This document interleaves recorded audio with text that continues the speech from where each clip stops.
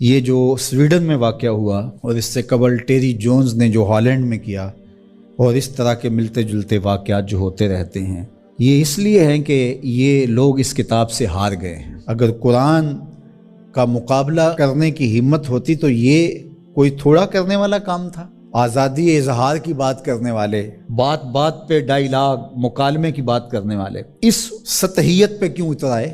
اس لیے کہ قرآن کا مقابلہ ان سے ممکن ہی نہیں ہے، اور قرآن نے چیلنج کر رکھا ہے، اور یہ چیلنج آج کا نہیں ہے، یہ صدیوں سے چیلنج ہے۔ چیلنج یہ نہیں کیا گیا کہ بڑی صورت لے کر آؤ، 3 آیات پر مشتمل ایک صورت ہی لے آؤ، نہیں لا سکے۔ تیرے سامنے یوں دبے لچے فصحا عرب کے بڑے بڑے، کوئی جانے کے منہ میں زبان نہیں بلکہ جسم میں جان نہیں۔ جب قرآن کا چیلنج قرآن میں موجود ہے اور وہ اس محدود زمانے کے لیے نہیں تھا، قیامت تک ہے کہ صرف 3 آیتیں لے آؤ اس قرآن کے مقابلے میں اور سب جمع ہو جاؤ، وقت بھی جتنا مانگتے ہو، قیامت تک تمہارے پاس وقت ہے۔ تو اگر یہ کام نہیں کر پا رہے اور کتاب رحمت قرآن مجید کے نسخے کو توہین کا نشانہ بناتے ہیں، تو اس کا مطلب سیدھا سیدھا یہ ہے کہ یہ شکست خوردہ لوگ ہیں۔ یہ جو مکالمے کی اور ڈائیلاگ کی بات کرتے ہیں، یہ صرف زبان سے اور منہ سے کرتے ہیں۔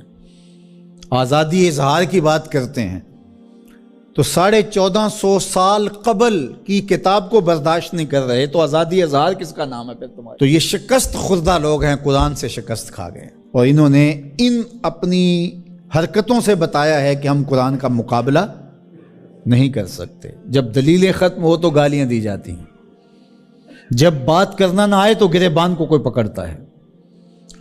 تو قرآن مجید کے ساتھ اہانت امیز سلوک اس بات کی دلیل ہے کہ آج دنیا قرآن کا مقابلہ کرنے سے قاصر ہے، جس طرح ماضی میں قاصر تھی، اور قیامت تک اس کا معاوضہ ممکن نہیں ہے۔ اور جب معاوضہ ممکن نہیں ہوگا تو اوچی ہتھ کنڈے ہوں گے اور اس طرح کی نیچ حرکتیں ہوں گی۔ لوگوں نے لوگوں کے ساتھ لڑائیاں کیا، بھلا کسی نے کتابوں کو بھی جلایا ہے، کسی نے کتابوں کی بھی بے حرمتی کی ہے، کبھی ایسا بھی ہوا ہے؟ اور آج جو مغرب کے قصیدے پڑھتے پھرتے ہیں، یہ ان مکروہ چہروں کو دیکھیں۔ تو آئیے میں اور آپ اس کتاب سے جڑ کر کے اپنی زندگی کو ان بلندیوں پر لے جائیں کہ پھر ہماری گرد راہ کو بھی کوئی چھو نہ سکے۔ لیکن افسوس یہ کہ یہ چیزیں ہمیں بیدار کرنے کی بجائے، یہ چیزیں ہمیں کھڑا کرنے کی بجائے، کتاب کے ساتھ جوڑنے کی بجائے، الٹا جو ہے وہ ہمارا غیظ و غضب اپنے اوپر ہی برستا ہے، اور پھر ہم جو ہے وہ دوبارہ وہیں بیٹھ جاتے ہیں جہاں ہم تھے، اور 1 انچ بھی آگے بڑھنے کے ہم کوشش نہیں کرتے۔ یہ واقعات امتوں کو کھڑا کر دیتے ہیں۔ آپ تاریخ پڑھیں، چھوٹے چھوٹے واقعات سے قومیں کھڑی ہو جاتی ہیں، لیکن قوم ہو تو کھڑی ہوگی نا، اور جب قوم ہی نہیں ہوگی تو قیامت بھی ٹوٹ جائے تو کوئی فرق نہیں پڑتا۔ اقبال نے کہا تھا، جس سے تعمیر ہو آدم کی یہ وہ گل ہی نہیں۔ اس مٹی سے پھر کچھ بھی نہیں بنے گا، یہ مٹی کی مٹی رہے گی، تودا رہے گا ریت کا، کچھ بھی نہیں بنے گا۔ قیامتیں گزر جائیں تو کچھ نہیں ہوتا۔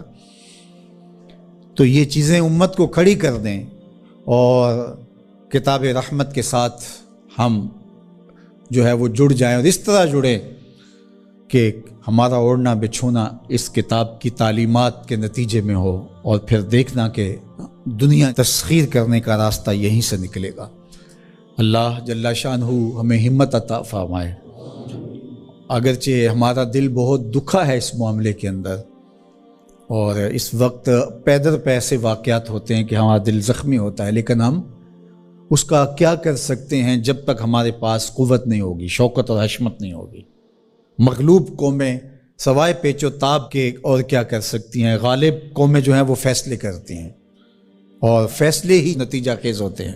تو جب تک ہم قوم نہیں بنیں گے، امت نہیں بنیں گے، اس وقت جو ہے وہ ہم اسی صورتحال میں رہیں گے، اور ہمارا وجود جس طرح زخمی ہے، تشتت کی وجہ سے جسم زخمی ہے امت کا، کہ ہم 72-73 گروہوں میں بٹے ہوئے ہیں، اور دشمن اس پہ بہت خوش ہے، اس لیے کہ اس سے اس کو فائدہ پہنچ رہا ہے، اور ہم آپس میں الجھ کر کے اپنی طاقت کو ایک دوسرے کے اوپر ضائع کر رہے ہیں۔